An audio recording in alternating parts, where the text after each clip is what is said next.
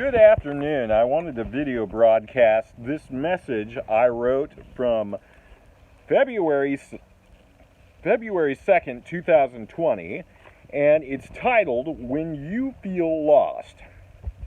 And they say if you're lost, you're supposed to probably just stay in one spot and just wait until somebody comes and finds you, because it makes it harder for you to be located or rescued if you keep moving around and trying to find your way back to the path or the exit or wherever you're trying to get to. If you're trying to get unlost, they say basically stay put and wait until help arrives. And they say if you want to be rescued, you make it harder for the search efforts if you keep moving. Yet, it seems to be our natural inclination when we get lost, when we get ourselves into a situation, to try to find a way out of it, whatever we got lost into. We may feel at first, the first thought that often comes to our minds, I must do something to get found, to not be lost anymore. That's when we get lost someplace or in the forest, if we keep wandering, that's when it really gets messed up. And we often do this in our own spiritual walks too, I believe, and sometimes I think we get confused, we're not sure what to do. Our first human reaction may be to devise a plan and try to get ourselves out of the situation we find ourselves in. Yet sometimes God says, be still, stay put, remain right where you are. Now, of course, he'll always tell us to remain faithful and obedient where we're at, but, there's sometimes we kind of get ourselves, or we find ourselves in a situation we don't want to be in, and we're just trying to figure out what to do, and we got to wait for a little while to try to get God's direction, to see what he wants us to do.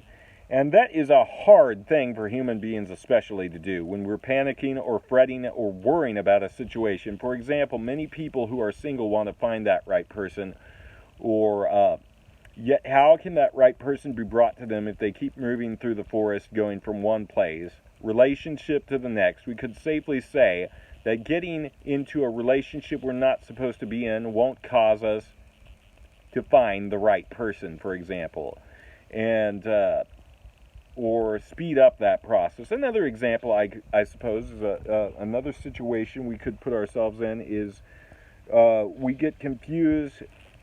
Another example is some other situation we do not know how to get out of, or are confused and do not recognize what surrounds us. We begin to panic in the forest of uncertainty, not knowing where the trail is at.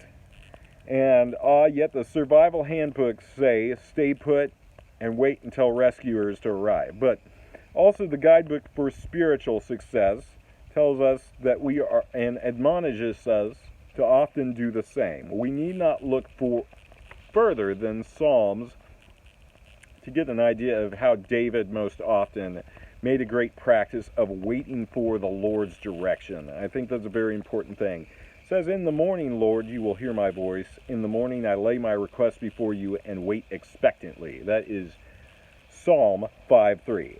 And then it says in Psalm 38:15, Lord, I wait for you, you will answer me, Lord my God.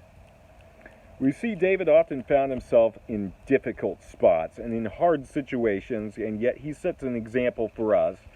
His first recourse was to pray to God, and when he was faced with a problem, many of us are tempted to turn to friends or devise a plan. But that's not what David did. He always seemed to pray first. Secondly, he waited expectantly for God to make clear what he was supposed to do. When we are trying to find a way out of a situation or a problem, when we are confused and do not know what to do, generally, God often responds in two ways. He, one, tells us to stay put and do nothing but just trust him and continue in obedience while we wait for him to create a solution to the problem we face that we have no control over. Or, number two, he may give us wisdom for that situation and require us to take action. But, how can we really find that if we neglect praying to God for wisdom and seeking his guidance from his word?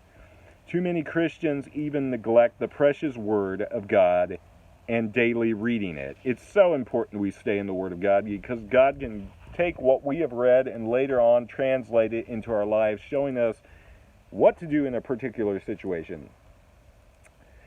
How we would save so much trouble when we open the book and do what it advises and commands, yet how can we know what it says if we leave the pages closed? How can we understand if we do not read it? How can we understand what we do not read, or our prayers are not offered asking for wisdom? Should we not pray? And Lord, give me understanding of your word, and then do our part with what he has provided. Now imagine this. Imagine a man lost in some forest. He's panicking, yet shame. He has a map with him the whole time, and a compass also. He has a phone to call for help. Yet what good are these items if he never thinks once to use any one of them? You know, that's a big thing. We see in actual 1 Samuel chapter 30, we see David was in a very distressing situation, and his men were in a very distressing situation. They even thought of stoning him, but it said David found strength in the Lord his God. He prayed to the Lord to find strength in that distressing situation, but also he asked God for direction, and God gave him direction after he had prayed. And the Lord said, you know, you're going to have victory over this. You are going to recover what was stolen and your families. So rest content and go pursue what I'm telling you to do. And so we got to step out in faith. We got to pray for God's direction, his wisdom, ask him what the next step to do is, and then we just got to do it, trusting that he is responsible for the ultimate outcome. Hope you found this message encouraging. God bless.